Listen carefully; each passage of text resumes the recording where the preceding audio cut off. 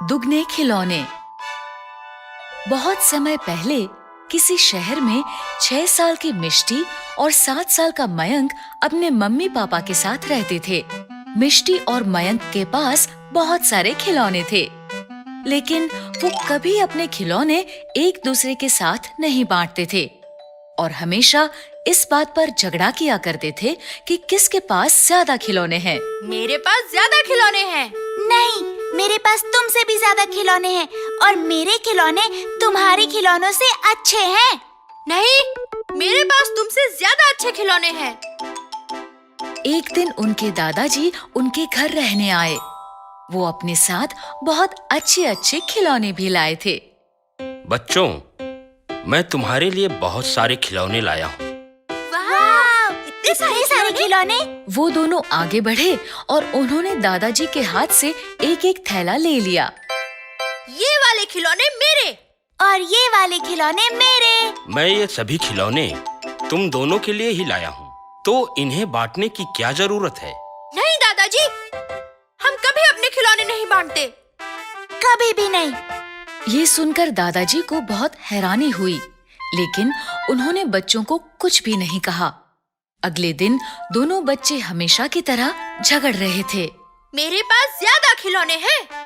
नहीं, मेरे पास तुमसे भी ज्यादा खिलौने हैं। इस बार भी दादाजी ने सोचा कि बच्चे खुद समझ जाएंगे। ऐसा ही कुछ दिनों तक चलता रहा। फिर एक दिन दादाजी ने सोचा, ये बच्चे ऐसे नहीं समझेंगे। मुझे ही इन दोनों को एकता का मतलब समझाना होगा। ये सोचकर वो बच्चों के कमरे में गए। कमरे में बच्चे हमेशा की तरह झगड़ रहे थे। दादाजी को देखकर वो दादाजी से पूछने लगे, दादाजी, अब आप ही बताइए, किसके खिलौने ज्यादा हैं? हाँ दादाजी, आप ही बताइए किसके पास ज्यादा खिलौने हैं। मेरे हिसाब से तो तुम दोनों के पास ही बहुत कम खिलौने हैं। क्या? लेकिन तुम दोनों चिंता मत करो, मैं तुम दोनों के खिलौने दुगने कर सकता हूँ। वो कैसे? जादू से। जादू से? हाँ, जादू से। अब जल्दी से अपनी आंखें बंद करो, मैं अभी तुम दोनों के खिलौने दुगने कर देता हूँ।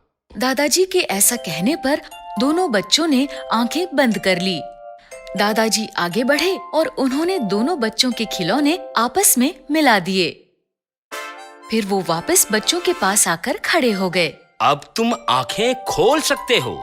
बच्चों ने आंखें खोली तो सारे खिलौने मिले हुए थे। ये देखकर दोनों बहुत गुस्सा हो गए। दादाजी, ये आपने क्या किया? आपने हम दोनों के खिलौने मिला क्यों दिए? इस पर दादाजी ने उन्हें समझाते हुए कहा, मिला नहीं दिए, मैंने तुम दोनों के खिलौने दुगने कर दिए। बच्चों, एकता में बहुत शक्ति होती है। अगर हम मिलजुल कर रहें तो इन खिलौनों की तरह हमारी ताकत भी दुगनी रहती है। इसलिए हमें झगड़ना नहीं चाहिए और हमेशा मिलजुल कर रहना चाहिए। आखिरकार दादाजी के समझाने पर बच्चे मिलजुल कर रहने का महत्व समझ गए और फिर उन्होंने कभी खिलौनों को लेकर झगड़ा नहीं किया।